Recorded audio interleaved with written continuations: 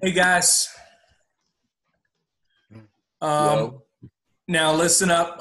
One thing. I want everybody who I've seen without a shadow of a doubt that I know has video, and to me, that's everybody save Joseph Calizzi. Your video needs to be on. Okay, your video needs to be on. I need to see you. You guys can see me. I need to see you. Otherwise, it's a little sketchy. Yes, Mr. Land. I didn't get access to the doc for the podcast, but I wrote it all on paper right here. Does that count? Why didn't you email me? I'm going to send you a picture of it via email. I was just wondering if it's okay that I wrote it. Right, but like in the future, Nick Land, please do email me. It's as simple as me making sure that I send it to you. Also, I put all that stuff in the chat. I don't know why you didn't get it. Because I don't. My Zoom isn't on a computer. It's on an iPad. Okay. And I can't type on an iPad. Well, I can easily email it to you. I just need some sort of proof that it's done and you're good to go. Okay. Yes, sir. All right. Nick Land, Elias, you're our section leader, I think, traditionally. So why don't you lead us in prayer, bud? okay. In the name of the Father, the Son, and the Holy Spirit. Glory be to the Father, and the Son, to the Holy Spirit, as it was in the beginning, is now, and ever shall be, world without end. Amen. Father. Okay. So we are going to talk about that podcast. Before we do that, though, I did want to show you guys something, and I think you'll find it interesting. I ended up getting this yesterday. Boom. Ooh. That's pretty cool. And this, if you're wondering if it's original, it is. Thanks, sir. Put it on your head. Yeah, you think this fits my head there, Henry Jeffries? Yeah, that's what I was going to say. Yeah, I'm not. I'm a little smarter than that. I'm not going to embarrass myself that way. I put this on my head. It's clearly just not going to fit. People are taking pictures of you, definitely. Okay, so yeah, that's not happening. Now, I got this. I was talking with a guy on eBay, right? And he had gotten this when he was stationed on an American base in Germany. He went into kind of the local town. He and his dad collected military get up, and this is one of the things that he got. So it had been in his house since like the 1980s, and he was looking to sell it. But pretty cool, huh? That's cool. You see what letter this is on the front here? W. W. Yeah, why? They get W. Kaiser. Kaiser Wilhelm. I heard different of you guys say it. Yes, Kaiser Wilhelm would be the W reference there. So this is from that time period, at least to World War I. It could go back as far as the Franco-Prussian region, but I'd have to do some more research to figure that out. Anyway, I thought that was kind of cool. So let's a couple of things. One, we're going to do a second attempt at that vocab quiz on the vocab words that I provided you with last week. And you are going to, and I'm just going to mute you because I can hear like Roth Thomas's white noise in the background there. All right. So, I'm going to send you guys a link via email to that Flexi quiz. And you guys have already seen it. You've already been through it. It's going to be imperative. That you spell things correctly. I know that's different from what how we typically handle it in class, but the reason, I can't emphasize that enough, because if you don't spell things correctly, you get it incorrect, and guess what? I'm not fixing it for you, okay? And there's really no excuse, because in the end, you guys have the words in front of you. You have the definitions in front of you. So you should absolutely be spelling things correctly. I'm not going to make the time limits as strict, okay? But you've, again, open note quiz. There's no reason why we shouldn't knock that out of the ballpark. Henry. All right, how do you spell Schlieflin? Schlieflin. Two different Okay. ways. Schlieflin plan. S-C-H.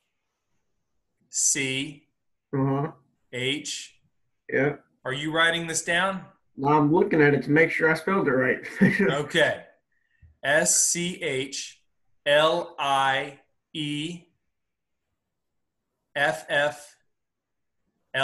I believe. All right. Because in the notes you spelled it Ffan, and on the video last week it said Fflen. Go off the video last week. All right.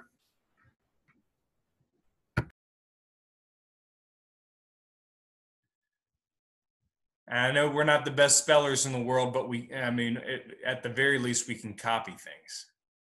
At the very least, we can do that. Sir, I got a question. Yes, sir. When are we taking this quiz? I'm going to make it available to take all day or any time at your leisure on Friday. Sweet. So anytime on Friday, you can take that quiz. It will not be available tonight. It will not be available tomorrow, but you've got all day Friday to take it. All righty. Luke Franco, you have to have your video on, bud. Turn your video on. There we go. Sorry, someone was calling me. You're fine. Yeah, I mean, if you need to turn it off temporarily, that's okay. But generally speaking, have it on. Yes, sir. All right. Other questions about that? All right. So let's talk a little bit about what you guys found in that podcast. And you have the ability to unmute yourselves. But really, I want to hear, and I tried to find the most kind of interesting, the whole podcast series I think is interesting, but I tried to find the best parts to possibly talk about. So Colin Pinotti, why don't you start us off? Tell me what kind of struck you, something that you found interesting in the snippet of the podcast you listened to. Like how they're so fast and mobile, and like sometimes like they don't even drop a single like equipment. When they like leave their like base and they get to their destination with like everything they came with. They don't lose a single thing. Right. Yeah. That they could move so quickly. And I mean, that really gets at, and when you say they, who are you referring to? The German Army. The German Army was impressive in that regard. Yeah. So sticking with the theme of the German Army, what other things did Dan Carlin mention about the German Army itself that struck you or you find especially good? Go ahead, Ben. And you guys can just speak. That's fine. Like how big it was and how they could like communicate and like move like millions of troops like efficiently. Okay. But that was kind of cool. When he said that they were more powerful than the World War II German army. Oh yeah. That and he even, I believe he asserted this. He said that they may have been the most powerful military in the world up, to this point in world history. But they still lost. And they still lost. But if you think of, taking that into consideration with the fact that, they were going against Britain, Russia, and France, and essentially stalemating them, just them on the two-front war. It's pretty impressive. Charles, I saw you had your hand up. Go ahead. You got to unmute yourself, bud. Buchanan. He mentioned their uniform and how their camouflage was unique, and I think it was like Feldgrau or something. Is that how you pronounce it? It's like a gray uniform. I don't remember that specific phrase, but what was the color generally speaking? It was like a kind of like a gray, like a green gray. that was. Yeah, and he says, hey, that color, it blends in with everything, right? You can't, you'll see horses going, and you won't see the rider on the horse if it's foggy enough. It was less conspicuous than those of the or what the French had with. And what did he say the French had? I believe it was like they had red pants and a blue tunic. Yeah, which we discussed in notes the other day. Anything else? Anything else struck you about that? Henry and then Jackson.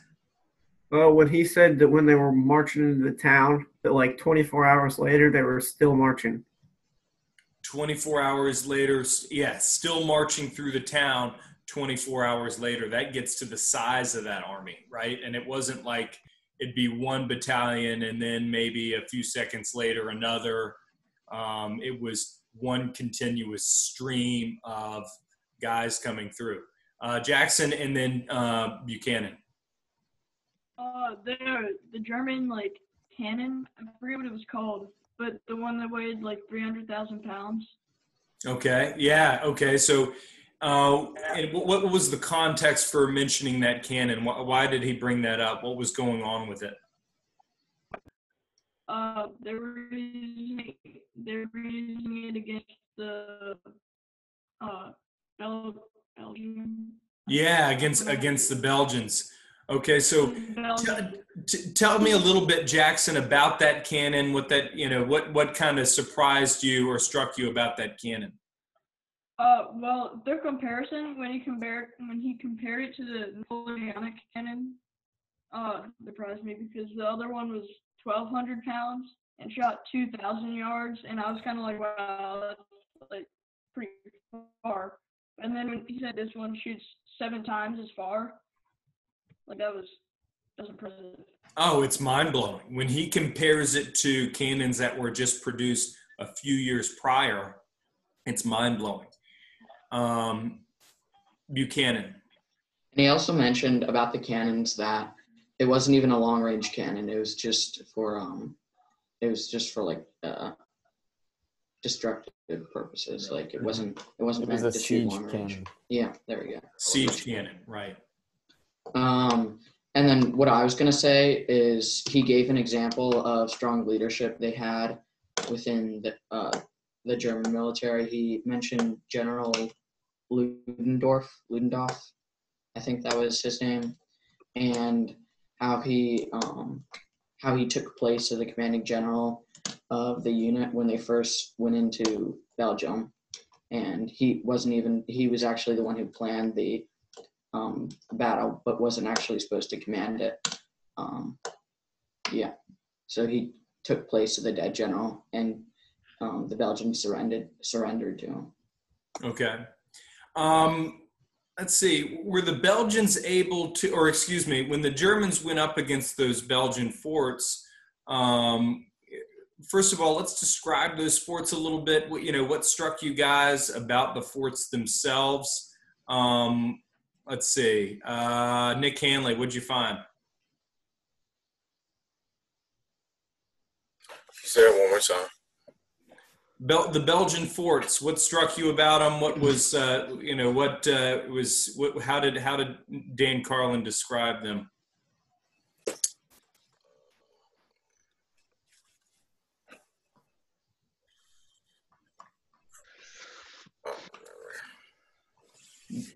You don't remember?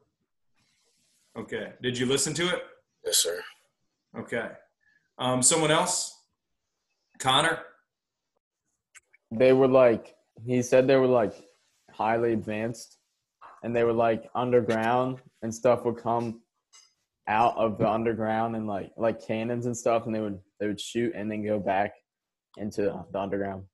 Right. And I think he described them as castles, right? Castles underground, that went underground, or there was an author that described them that way.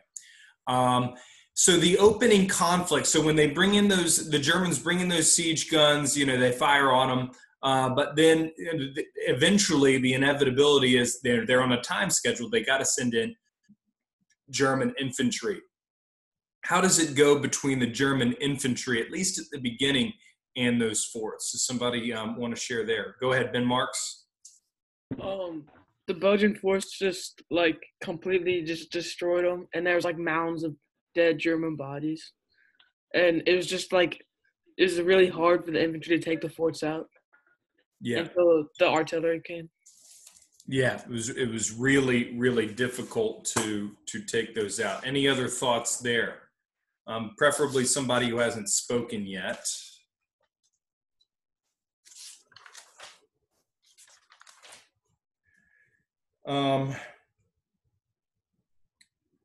How about, let's see, Reed Miller. How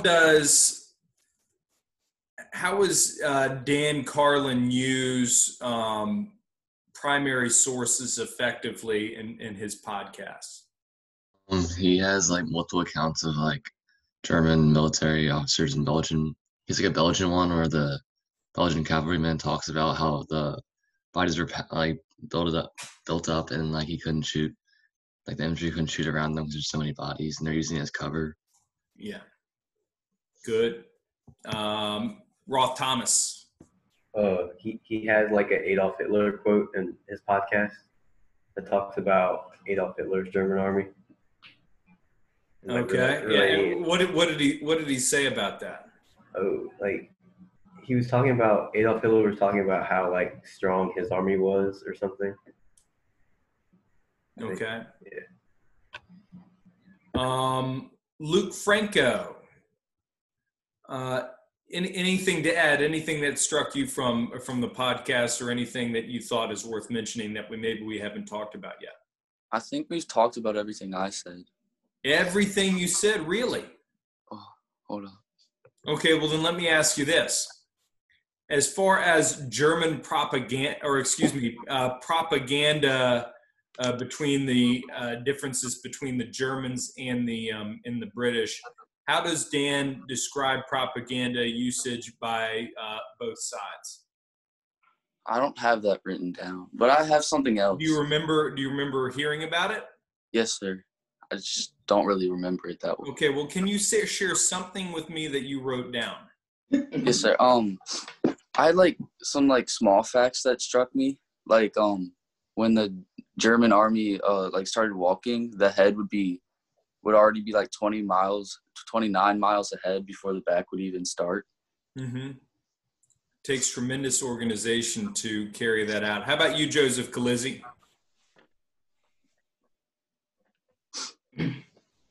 Joseph?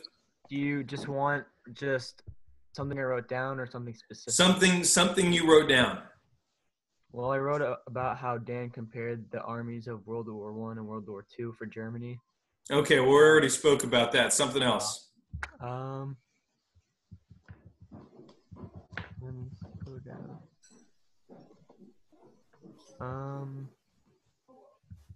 How for when Germany first attacked Belgium at that one fort, and how they kind of lost, so they had to retreat for a little bit, and how quick it went from proud and like full of pride and ready to fight when it went to scared and nervous about okay Chase Bruce, and then Matthew.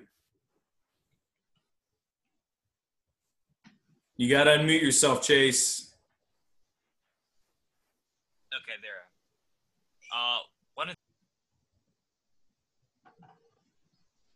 You got to unmute yourself, Chase. Sir, it says I'm unmuted. Okay, there it is.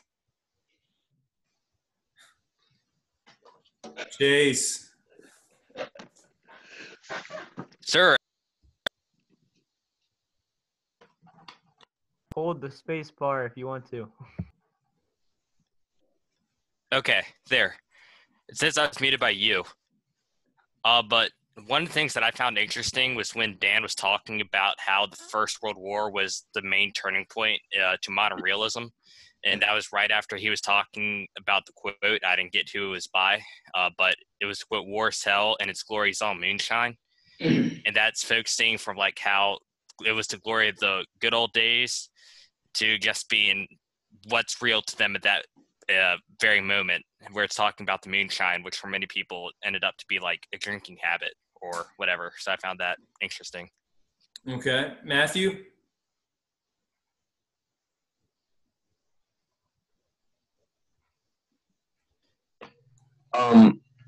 One thing that struck me was like how many countries were just not ready for that type of like war. Like they still use cavalry, and like some even had like still had like cavalry armor with like breastplates and plumed hair. Helmets, and like just how like they hadn't really gotten ready for like this new era of like 20th century combat, you know. Right. And part of the idea being that, they weren't ready because, the leadership wasn't ready, that they had been trained in the old ways. And so they had equipment that was outdated. They had leadership philosophies that were outdated and all that. DJ, you haven't spoken yet, and then we'll go Hector. Let me hear from you. So going back to the cannons, they were so big that they had to get horses to pull it, and they had to stand 3 football fields away and open their mouths so their eardrums don't burst when they shot the cannon. Right. Yeah, we talked about that in class, didn't we? Yeah, that was that's how big and just unbelievable some of those cannons were. Hector, go ahead. 2 things. One, that they used over 6,000 railways just to transport the German army during that time. Mm-hmm. And another thing was that this was the first war that started to replace the primacy of man with machine. Yep. And then so let me ask just kind of a general question to everybody. I mean, I think it's an interesting podcast. I don't know what you guys thought of it. Did anybody happen to listen to anything outside of the designated time I asked you to listen to it? Maybe heard something else that they thought was interesting, something that it's just something outside of the 50 minutes I told you to talk or to listen to. Yeah, go ahead, Jackson. Well, I kind of listened to it by accident because my page loaded or something, and I just kept listening, but it skipped back. But I didn't realize, and it said that I think the Belgians at one point said we're screwed either way. We might as well go out gloriously. Yeah. The Belgians, I mean, they knew they were done, but at the very least, I think they said, hey, let's give them a bloody nose, right? If we can't beat them, let's at least make them feel, what it's like to try this. Yeah. Go ahead, Charles. So to add on to where in World War I it was much more realistic.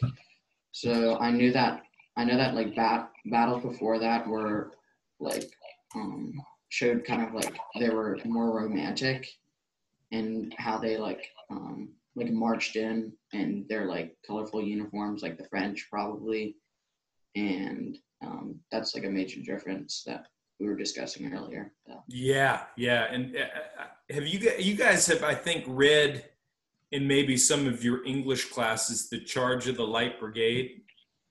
Raise your hand if that's something you guys have talked about.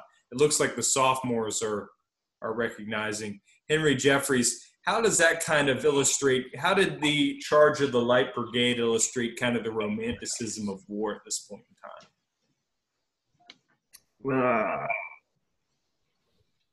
Well, didn't the Light Brigade only hold swords, and so when they went in, they were just getting blown away by the cannons? Yeah, that they were getting blown away by the cannons. But would you say that the Charge of the Light Brigade, that poem, that it had a positive or a negative view of kind of the glory of war? Positive, because they went out fighting. Yeah. And so, that's something I want, those of you guys who have read that poem, and if you haven't, I encourage you to do it. I want you to kind of keep that in the back of your mind as we talk about World War I. Is, just is this glory of war? Does this kind of hold any water in this new, advanced version of modern warfare? And so that's something that we're going to approach and we're going to talk about. Any other thoughts on the podcast? Anything that you find that maybe we haven't mentioned is worth noting? Okay, yeah, Nick Land. Okay. I thought it was interesting how prior to World War I and during, Germany was still very confident and powerful. But then after one loss, they just kind of went into a state of depression and they were all down. And that's why it was easy for Hitler to kind of gain their trust, because they were in such a low state and they were just looking for a little bit of power. And then he just kind of swooped them up out of a low. That's a good point. That's a fantastic point. Colin Pinotti, whatever you're munching on, I think it can wait until lunch, can it? It's my breakfast. I will go. Okay, well, let's try to handle this as formally as we can. I'm not sitting here munching on stuff. Well, didn't they mention? Share with me what you were going to say. I remember listening. I don't remember the full name, but there was an elite German squad that had kind of skulls on top of their helmets. Yeah. So and that had been a thing since I think the Napoleonic War. They'd had that. Gosh, if I was able to find a helmet like the one I found with the skull on it, I would have bought that. But yeah, that's the German Death Hussars, I think they referred to them as. Right. Okay, Ben Marks, I'll take a thought for you, and then we'll have to move on to wrap up the notes that we had.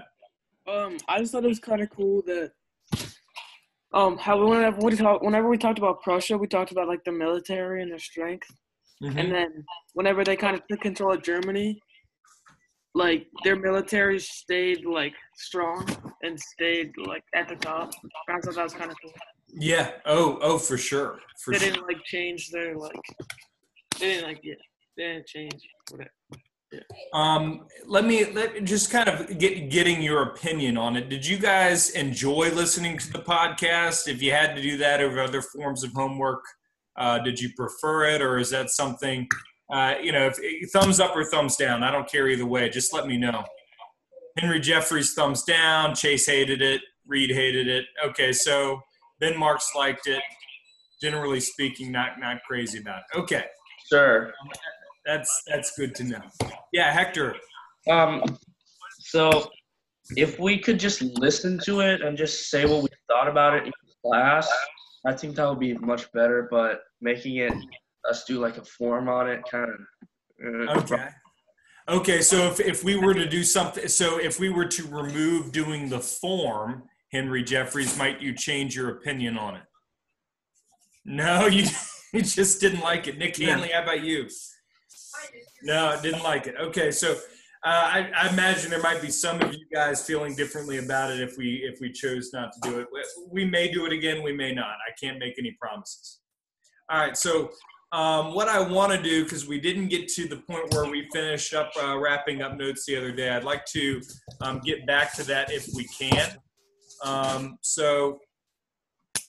We ended up talking about I asked you guys a specific question. That was my wife. What you guys were doing, or just kind of where we were with this. So I think we got through. We talked about the Battle of the Frontiers. We looked at that a little bit. We looked at the German army. You may have recognized that quote when it was mentioned in the podcast. A lot of that stuff from the podcast I incorporated into this section of notes. So we got through talking about the Battle of the Marne, yeah? Nick Land, is this as far as we got? Hold on. I'll tell you. Yeah, we finished that whole slide. Okay, you finished this whole slide. So, Nick Land, while I'm thinking about it, can you change your name from Clark's iPad to Nick Land? How do I do that? I think you just got to hover over your name in the manage participants area.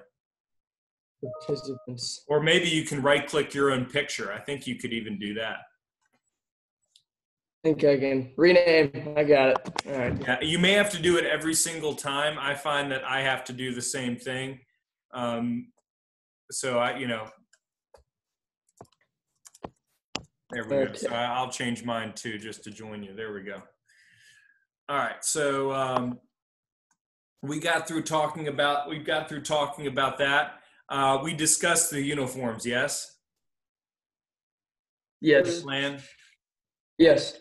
Okay, we got through talking about all that, right? Yes, All right, sir. so that brings us, I think, here. And so we were discussing just kind of, oh, sorry. For some reason, this slide's kind of jacked up. We'll talk about it. I'll put up. So trench warfare, new strategies end up evolving. After the Battle of the Marne, the Germans that's kind of a big sock to the gut in terms of the Schlieffen plan. Generals end up realizing essentially, hey, this charge tactic we've been using, not so great, right? Hasn't worked out so well. We've got to come up with an alternative. And so what they try to do after that is they try to do flanking maneuvers instead. We see them trying to, instead of charge directly, we see them trying to go around, right? Trying to go to the other side in order to attack somebody. And that has mixed results.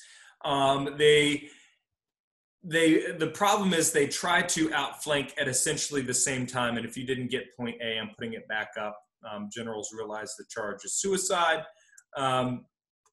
And so what we end up seeing is because they try outflanking each other, we see this constant movement from the side where they're kind of progressively working their way up. And and what ends up happening is everyone's trying to outflank at the same time. And if everyone's trying to outflank the other one at the same time, what's going to happen? It's not going to work. Well, eventually what's going to happen? It just in terms of where you are geographically. And switch places. Well, you're not going to switch places, but you're just going to keep on moving essentially either north or south, right? Because if everyone's trying to outflank the other one, you're never gaining any ground east or west. You're just moving parallel to one another. And so what they refer to this time period as is the race to the sea. The race to the sea. They're just trying to outflank each other essentially until they get to the ocean on either side, either south towards the Mediterranean or north towards the English Channel. And that's really where this network of trenches begins. And guys, the battle lines in this no man's land, it does not change very much after this. You essentially see, what you see is these groups, they create their lines and it's a stalemate really until the end of the war. So that Battle of the Marne, that ended up proving to be a big deal in terms of, it established that trench warfare was a thing that was going to be here to stay. And so we see this establishment of of no man's land, which is this area between the two trenches. And those of you guys who were at the 1917 movie, they had a beautiful, I won't call it a beautiful illustration, but an accurate depiction of what no man's land was probably like in that movie. Does somebody remember from 1917 what that no man's land looked like? Mm-hmm. There was a lot of holes. Just go ahead, unmute yourself, and just dead start horses. Go ahead, Ben. Like there's dead horses and dead bodies everywhere, and there's huge craters. Yeah. What about the landscape? Very muddy, barren, nothing growing there. Yeah, so muddy, barren. If you guys have seen the Lord of the Rings trilogy, raise your hand if you've seen that trilogy. Okay, so some of you guys, looks like a good number of you guys. So if you've seen that trilogy, then that is really the best illustration of what it would have been like. Because does anybody know what war First of all, who's the author of the Lord of the Rings? J.R.R. Tolkien. Yeah, and Hector, what war did he fight in? World War One. World War One. In fact, J.R.R. Tolkien wrote the trilogy while he was in the trenches. So he received a lot of his inspiration for those books from Lord of the Rings. Yes, Henry. Can you go back to the top of the slide, like the 2 A's? Yeah. There you go. So it was generals realized the charge is suicide and new strategies evolve. All right, thanks. Okay. And Hector, do you know what specifically what region within the Lord of the Rings was inspired by No Man's Land? I believe the Marsh Pits. The Marsh Pits, yeah, you may remember from the movie or from the books. Really, all of Mordor, right, was inspired by the No Man's Land area. So moving forward, the cycle of the trenches was essentially reserve to the front. They would end up going from there to the support lines, and then they would end up repeating this process. So they would go back to the back where they would be in reserve. Essentially, this is where they would be on break. Elias, why do you think that they kept this cycle going? Why keep this cycle? So then they can get troops up to the front and keep the ones that have been fighting, like they can give them a break. Yeah, you got to give those guys a break. But even with the break, what these troops found that even if they spent, say, a couple of weeks on the front, I mean, that was too much for many of them. And so what we see in as far as life on the front, disease. You see, successful charges or successful attempts over no man's land would result in trench fighting, which a lot of that was bayonets, right? And artillery shelling, which we will have an interesting demonstration of what that would have been like in the next unit of notes. Mud, and that may not seem like a big deal, but actually mud resulted in many fatalities. There were reports of people who ended up going over into no man's land or into area that had once been no man's land, literally falling into craters full of mud and not being able to get out. And even worse, nobody really able to get them out because they were just so stuck in the mud. And so you would literally walk by these people and they would be just kind of dying this slow, painful death in the mud and slowly sinking. And there was literally nothing they could do about it. Rats, we'll talk a little bit about rats here in a second. And then PTSD. How do people handle PTSD at this point in time? And in other words, if a commanding officer had a soldier that under his command that had PTSD, in other words, just couldn't handle fighting and the conflict and just all the noise, how would that be handled, Charles? They just thought they were they just thought they were like shocked or scared or something, and they'd probably tell them to get back in their position. Right, they thought they were being a wuss, right? And so it was essentially you either get back to your position or you get shot, right? And so that just really aggravated the situation. And then the smell, there's nothing they could do about the dead corpses in no man's land. So between the horses, the dead men, that just created this awful stench that just hung in the air and smelled like death. And there's really no way to illustrate it other than to talk about it. I did have a video here. I found that it's impossible watching videos on this platform. Like if I were to try to show you guys a YouTube video like I would in class, you just can't do it. So if you guys, I mean, you can, I don't necessarily recommend it, but because they're not, if you have a hard time like watching this kind of stuff, they're pretty graphic videos in terms of people experiencing PTSD and shell shock and all that sort of thing. So I won't require it, but if you're interested, I think really all you have to do, this is all I did, was YouTube the video and find a few examples of people experiencing those sorts of things. Any questions about any of the stuff we talked about? If so, just unmute yourself and bring it up. Did Germany use those giant like artillery guns during trench warfare? Or were they like useless? Yes. Well, I mean, so most of that would have been on sieges. They were difficult to use on trenches, and that's why the trenches were really just kind of going to be the staple way of preserving and protecting troops from this point in time. Hector, did you have a question? So that thing in the blue, is that at the bottom? Is that the video? Yeah, I mean, I edited the link. I think the best thing to do would be like World War I PTSD or World War I shell shock. If you YouTube that, you could find it. All right. Any other questions? All right. So let's move on.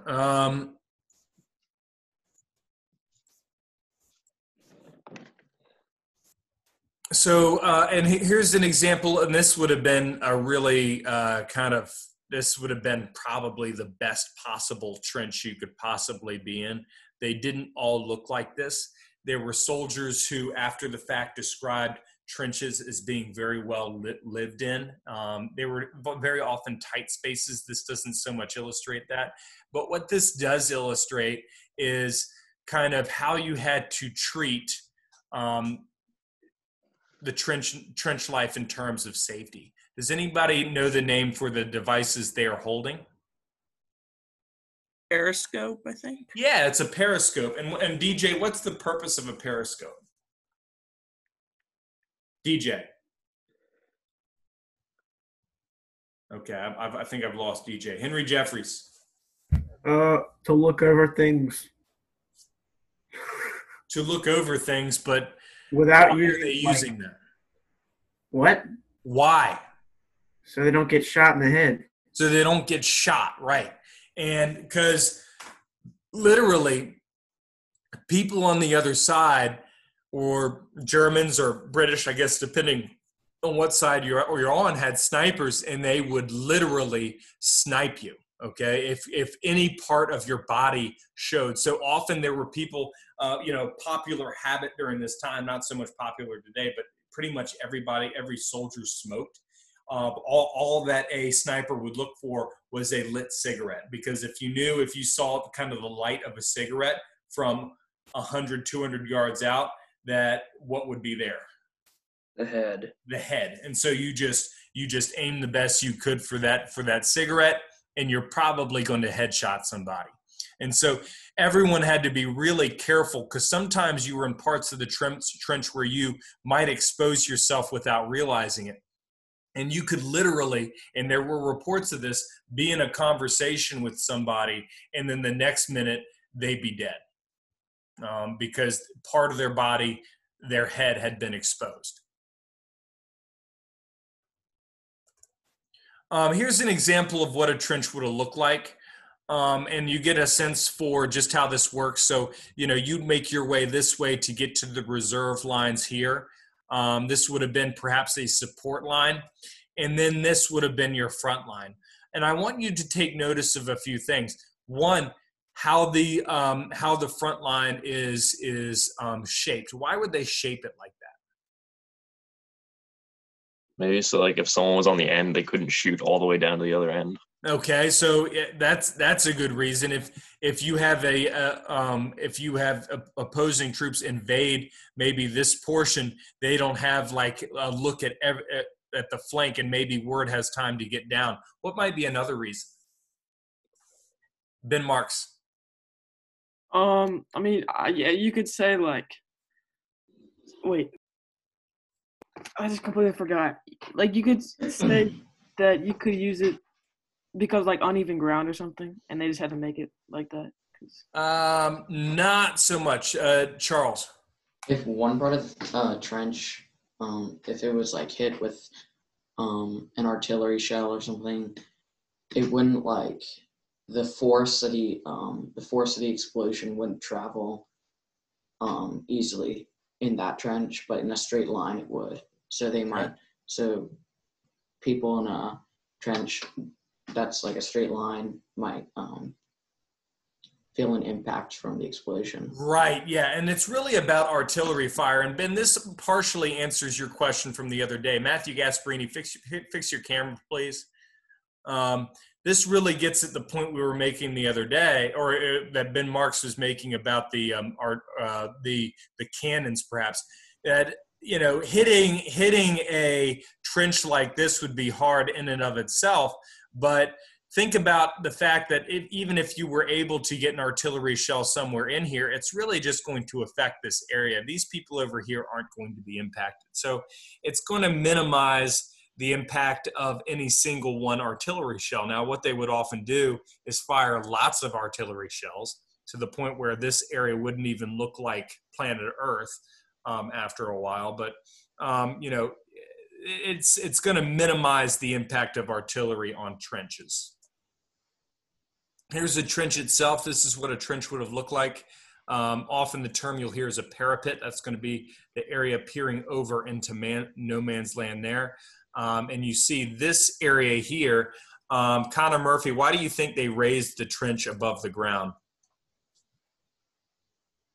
Why they raised it above the ground? Yeah. So you weren't completely submerged under, I guess? Well, so yeah, but also drainage. I mean, you'd be standing in mud, literally, because think about all the water that's going to filter down into that area. Let me show you guys something else here. Soldiers with some post-traumatic stress disorder. And these are actual photos from World War I.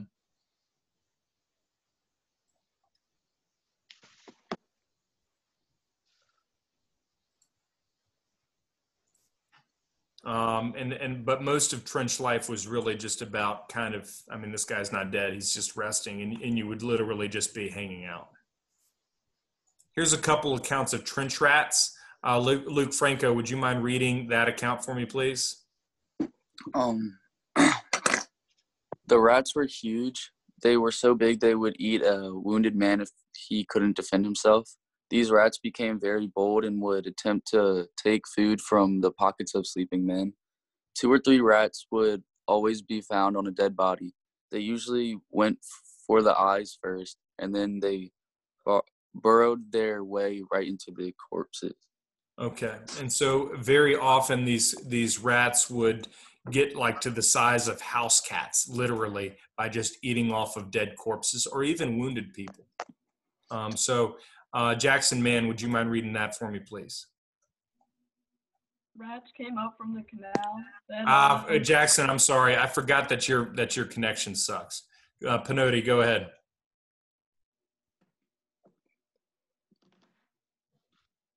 Rats came up from the canal, fed on the plentiful corpse, and multiplied exceedingly, while I stayed here with Welch. A new officer joined the company, and in token of welcome, was given a dugout containing a spring bed. When he turned in that night, he heard a scuffling. Shone his torch on the bed, and found 2 rats on his blanket tussling for the possession of a severed hand. Okay, so again, a couple graphic examples of kind of the role. Often they would use these for target practice, and so these rats would be all over the place. Here's an example of, they might put like a piece of food on the end of their rifle, and then like when the rat would go and get the food, they'd just blow it away. But there's some dead rats. Trench foot was a problem if the trench was not well drained. Okay, so those were sorts of things you'd be talking about. All right, we're not going to worry about this assignment. I'm happy with you guys because we did a good job with the podcast. The other class I'm not so happy with, so they have to do extra homework. You guys do not. Okay, that's the benefit of doing your homework right the first time. So, but you still do have to do the quiz. So I will keep your eye out for that link. I'm going to send it via email at some point today. And again, you have all Friday to get it done. If you have any questions, please do stick around so I can answer them. Otherwise, have a good day. See you, Coach Walker. See you later. Adios. Thank you. Thank you, Coach. Yep. Thank you, Coach. Thank you. Mm-hmm. Sir, how come there were so many rats? Where did they all come from? I mean, if there's stuff to eat, which there was plenty to do in terms of dead corpses and whatnot, I mean, that would have been, that's the perfect place for rats. I mean, it's almost the same idea about how mice and things get into your home. If there's food on the ground, they're just going to go for it. And if there's food, that's plenty of spaces to, one, multiply, for them to multiply and have babies, and two, to provide food for those babies and for themselves. Man, that sucks. Mm-hmm. Oh, by the way, here's the World War II helmet I was talking about. Oh, let me see. Oh, cool. That's a German helmet. Yes. Wow. That's something else. How did you acquire all this stuff? I don't know, actually. My dad knows some people, and they were able to hook him up with this stuff. Wow. That's It's an original paint job. It was from Normandy. Wow. That's something else. So there was probably an American soldier who took it as a souvenir. Probably. And then, through a transfer through an exchange, it ended up in your possession. That's a pretty cool thing. It is pretty cool. I like it. Yeah. So when we go over World War II, that's the one you're going to have to wear all the time. I have more, too. I have an SS one as well. Nick Hanley, what can I do for you? Did you get my email with my homework from last night? I probably did. In fact, I think I remember seeing it. You should be good to go. All right, thank you. All right.